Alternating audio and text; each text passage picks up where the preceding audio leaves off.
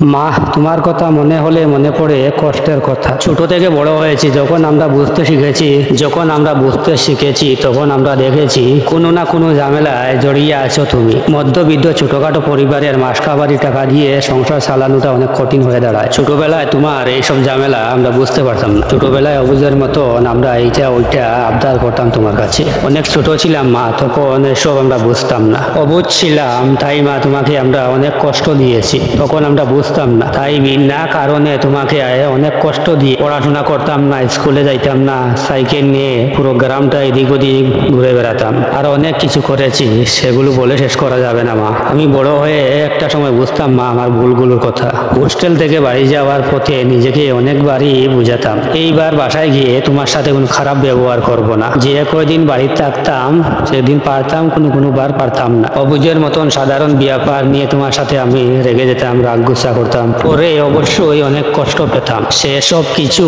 এখন অর্থহীন লাগে না। সব কিছু ছেড়ে দিয়ে এখন তোমার কাছে যেতে ইচ্ছা করে মা।